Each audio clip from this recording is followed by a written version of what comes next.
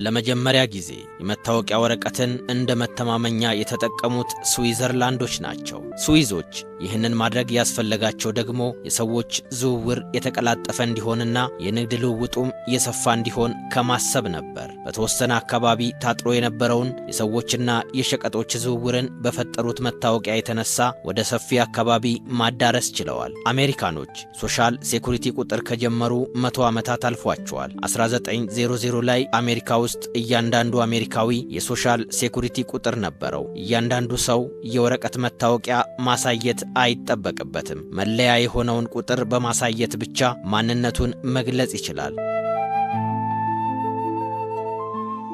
ኢትዮጵያ በ2015 ዓ.ም የዲጂታል መታወቂያ አዋጅን በማጽደቅ ፋይዳ የተሰኘውን የዲጂታል መታወቂያን ለዜጎቿ መስጠት ጀምራለች።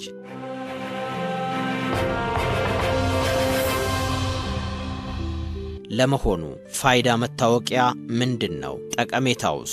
ፋይዳ በኦሮምኛ ፋይዳ ነው፣ በአማርኛ ፋይዳ ነው፣ በሶማሊኛ ፋይዳ ነው፣ በአፋርኛ ፋይዳ ነው፣ በትግረኛ ፋይዳ ነው። የሚገርማችሁ በአረብኛ ፋይዳ ነው፣ በሂንዱ ፋይዳ ነው፣ በተርኪሽ ፋይዳ ነው።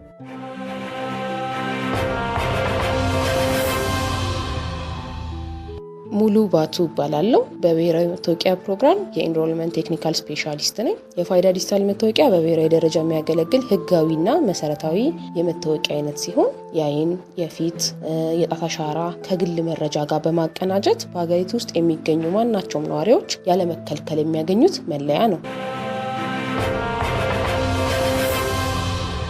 ዲጂታል አይዲ በጣም ጠቃሚ ነገር ነው። ከህዳሴ የሚያንስ አይደለም። ለምሳሌ ዲጂታል አይዲ ሙሉ ብንሰራ እንደ ሀገር አውቶማቲካሊ 7% የኢትዮጵያ ጂዲፒ ይጨምራል። ፋይዳ ዲጂታል መታወቂያ ከብሔራዊ ደህንነት፣ ከመልካም አስተዳደር፣ ከስራ ቅልጥፍና፣ ከኢኮኖሚ እድገትና ከመሳሰሉት አንጻር ለሀገር እድገት የማይተካ ሚና ይጫወታል። አሁን ከተደረሰበት ዓለም አቀፋዊም ሆነ ሀገራዊ ሁኔታ አንጻር ያለ ፋይዳ መታወቂያ እድገትን ማረጋገጥ አይቻልም። ፋይዳ በትክክል ተግባራዊ ከተደረገ የኢትዮጵያን ሀገራዊ ምርት ከፍ ማድረግ ይችላል። ምክንያቱም ኢመደበኛ የሆነውን ኢኮኖሚ ወደ መደበኛ የማምጣትና ግልጽነት የማስፈን አቅም አለው።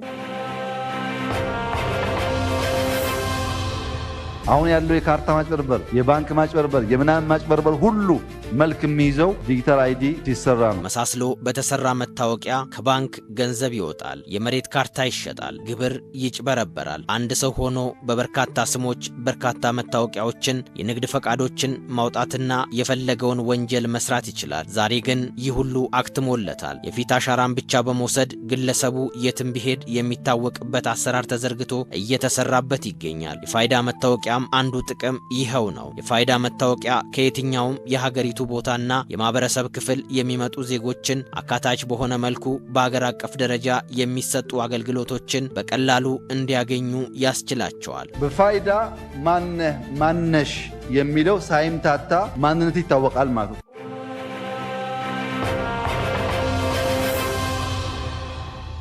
የብሔራዊ መታወቂያ ተግባራዊ መደረጉ በኢትዮጵያ ላይ ተጨማሪ እድገት ለማስመዝገብ ያስችላል። የኢትዮጵያ ብሔራዊ መታወቂያ ፕሮግራም ዋና ዳይሬክተር አቶ ዮዳሄ አርያ ስላሴ መታወቅ መተማመን ነው። የወጥ የሆነ ኢኮኖሚ ማህበረሰብ ይላል ህገ መንግስታችን። ለምሳሌ ወጥ የሆነ ኢኮኖሚ ማህበረሰብ መፍጠር ለፌደራል መንግስት ከተሰጠው ኃላፊነት ውስጥ አንዱ ነው። እዚህ ወጥ የሆነ ኢኮኖሚ ማህበረሰብ መፍጠሪያ አንደኛው መንገድ ወጥ የሆነ ሰዎች የሚለዩበት ስርዓት በብሔራዊ ደረጃ ማስቀመጥ ነው። በኢትዮጵያ እስካሁን 29 ሚሊዮን ዜጎች የብሔራዊ መታወቂያን ወስደዋል። በዚሁ ዓመት መጨረሻ ደግሞ በአጠቃላይ 90 ሚሊዮን ዜጎች የብሔራዊ መታወቂያ እንዲያገኙ እየተሰራ ነው። የ100% እድገት አንደኛ ፋይዳ መታወቂያ 100% መዳረስ አለበት። ወረዳ፣ ዞን፣ ቀበሌ፣ ክልል አግዛችሁ ዜጎቻችንን ለይተን ማወቅ አለብን። እያንዳንዱ ወረዳና ዞን ሜክ ሹር በበቂ ደረጃ ፋይዳ መሰራጨቱን በእናንተ ወረዳ 100%